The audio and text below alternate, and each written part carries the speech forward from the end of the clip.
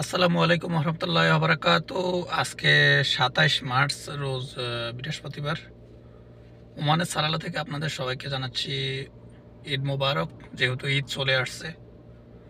তো আজকের ভিডিওর মূল টপিকটা হলো ওমানে কিন্তু প্রচণ্ড গাড়ি যারা যে ক্লিন করতেছে, রাস্তাঘাটে যে লোকগুলা গাড়ি সাফাই করে বা ক্লিন করে বিভিন্ন ওমানির, এই ধরনের পেশায় কিন্তু আমাদের বাংলাদেশি বাইরে অনেক মানুষ কিন্তু নিয়োজিত, অনেক মানুষ কিন্তু কাজ করতেছে। অনেকজনের ভিসা আছে, অনেকজনের ভিসা নাই।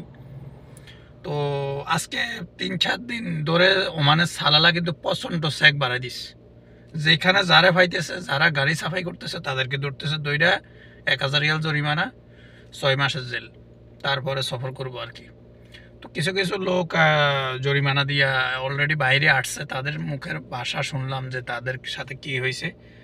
তো যাদের আরবি গেছে সাথে সাথে তাদের কিন্তু ওই জরিমানাটা কিন্তু অনলাইন করে নাই। অনলাইন করার আগে যারা জরিমানা দিছে তাদের কিন্তু ছেড়ে দিছে। আর যাদের অনলাইন হয়ে গেছে তাদের ব্যাপারে মানে বেশিরভাগই মানে আর সারা সম্ভব না।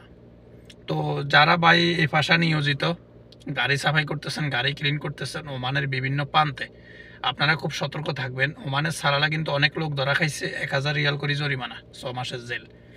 তো আশা করি আজকের ভিডিওটা আপনারা বুঝতে পারতেছেন। যারা এই কাজে নিয়োজিত তারা অবশ্যই সাবধানতা দেখে আপনারা এই কাজ করবেন। আপাতত আমি মনে করি যে যেভাবে সেক শুরু হয়েছে, বিশেষ করে যারা গাড়ি ক্লিন করতেছেন, আপাতত আপনারা এই কাজ থেকে বিরত থাকা আমি মনে করি আপনাদের জন্য ভালো হবে। এমনিতে ওমানের ভিসা বন্ধ। যারা অবৈধ তারা হয়তো বা ঠিক আছে, যে অবৈধ আমি করতেছি চলে যাইলে কিছু কোনো সমস্যা, কিন্তু যারা বৈধ লোক তার কিন্তু ভিসাও বাদ, 1000 রিয়াল জরিমানা। এই জিনিসটা আপনাদের অবশ্যই মাথা রাখা উচিত। আপনারা যারা এই কাজে নিয়োজিত, খুব সতর্কতার সাথে আপনারা দেখে শুনে যদি পারেন করবেন, না হলে আপাতত এই কাজটা আপনারা স্থগিত রাখবেন। কারণ ভাই 1000 রিয়াল জরিমানা আপনাদের পক্ষে দেওয়া সম্ভব হইতো না। আরও 6 মাসের জেল, পাশাপাশি ভিসাও ক্যান্সেল। তো ওমানের বিভিন্ন প্রান্ত থেকে আমার কিন্তু এই চ্যানেলের সাথে অনেক দর্শক জড়িত। আমার এই চ্যানেল অনেক দর্শক দেখেন, তাদের উদ্দেশ্যে আমি এই ভিডিওটা আজকে দিতেছি। আপনারা অবশ্যই দেখে শুনে কাজকর্ম করবেন। যারা বিশেষ করে রাস্তার পাশে আর কি, রাস্তার পাশে বা ওমানের ঘরের সামনে যারা গাড়ি সাফাই করেন, তাদেরকে অনুরোধ করব খুব সতর্কতা অবলম্বন করবেন।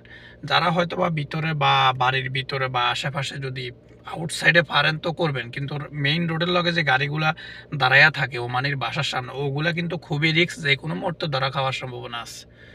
তো আপনাদের সকলের প্রতি অনুরোধ থাকবে, এই মুহূর্তে ওমানের ভিসাতে এমনিতে বন্ধ, বাংলাদেশের জনশক্তি একবারে জিরোর মধ্যে আছে, মানে আসতে পারতেছে না কোনো নতুন লোক।